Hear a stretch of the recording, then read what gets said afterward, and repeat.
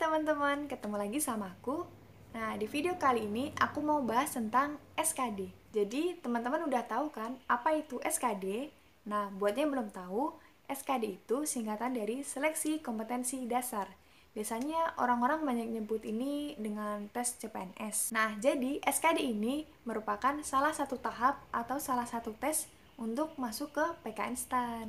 Nah, TKD ini terdiri dari 3 materi. Yang pertama ada materi TWK atau tes wawasan kebangsaan, yang kedua ada TIU atau tes intelijensi umum, dan yang terakhir ada TKP atau tes kepribadian. Ngomong-ngomong tentang SKD nih, ada beberapa teman-teman yang nanya, berapa sih nilai SKD-ku?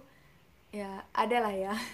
Terus ada juga yang bilang, bingung pengen belajar SKD mulai dari sekarang, tapi masih belum tahu buku apa yang harus dipakai.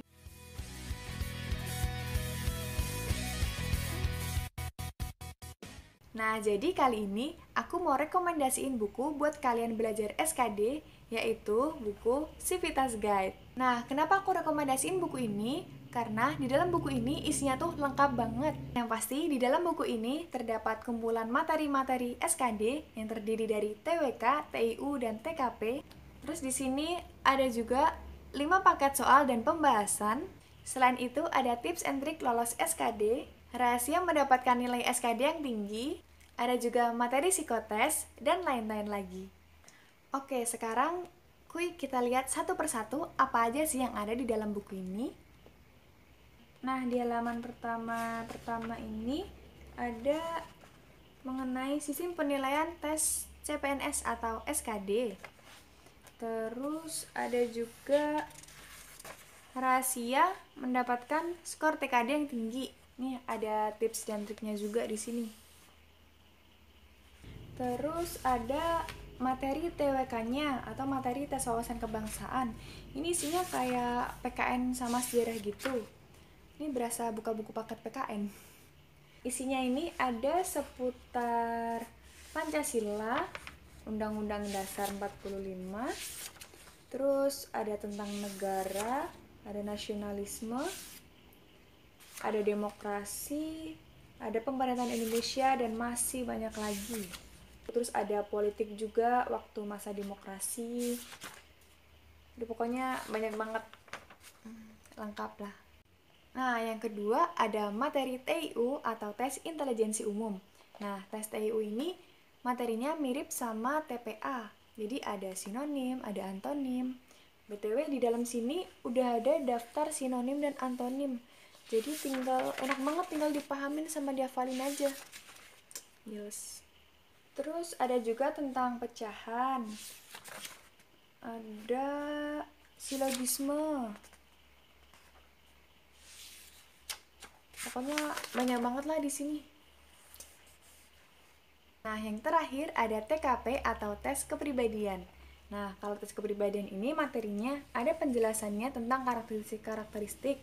Jadi nanti tinggal dipahamin terus masuk ke soalnya. Jadi misalnya ada penjelasan mengenai orientasi kepada orang lain. Nah, jadi di sini ada penjelasannya orientasi kepada orang lain tuh kayak gimana. Nah, nanti implementasinya kalian kerjain di soal TKP itu. Oh iya, ada tambahan. Ini ada materi psikotesnya juga di sini. Wow, ini lengkap banget. Nih.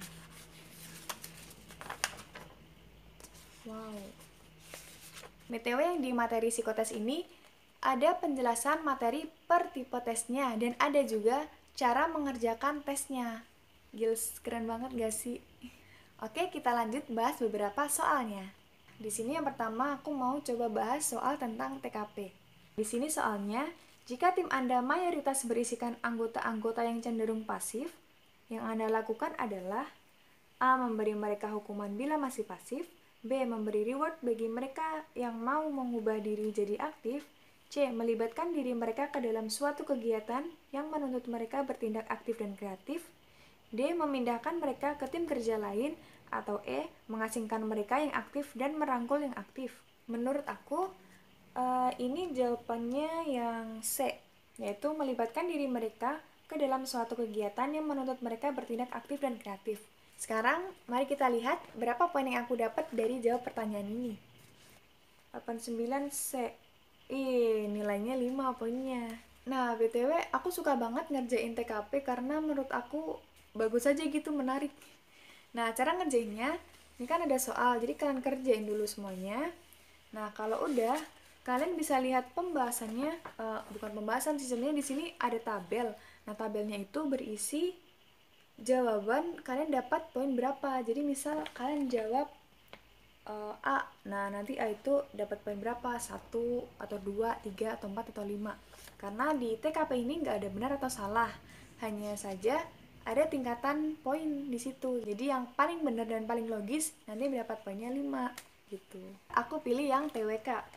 Jadi soalnya sidang BPUPKI yang pertama dilaksanakan pada tanggal A1 Maret sampai 1 Juni 45, B 29 Mei sampai 22 Juni 45, C 1 Juni sampai 22 Juni 45, D 7 Agustus sampai 18 Agustus 45, atau E 29 Mei sampai 1 Juni 1945. Aku pilih E 29 Mei sampai 1 Juni 45. Ya bener gak sih? Aku lupa. Jadi langsung kita lihat aja pembahasannya. Jadi inilah gunanya pembahasan. Jawabannya bener dong. Nah, di sini dikatakan BPUPKI mengadakan sidang 2 kali, yaitu sidang pertama tanggal 29 Mei sampai 1 Juni 45 dan sidang kedua pada tanggal 10 sampai 16 Juli 45. Jadi pokoknya ini lengkap banget. Jadi kalian bisa ngerjain satu soal, terus di situ ada materinya. Nah, dari materi itu kalian bisa hafalin, kalian bisa pahamin, kali aja nanti keluar di soal yang lain. Nah, contoh soal yang terakhir ini masih TWK, tapi yang tentang sejarahnya.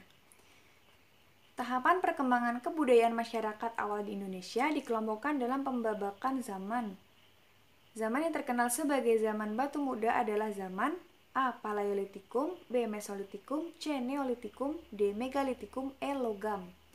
Menurut aku ini pilih C. Neolitikum. Mari kita lihat pembahasannya. Wow, bener.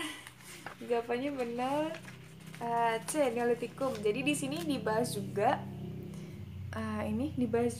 pembagian zaman batu.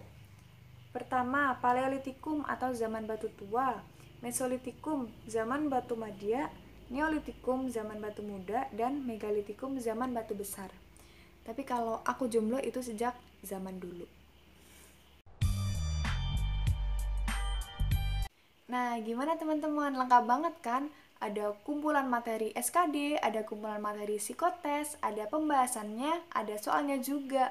Jadi lengkap banget kan?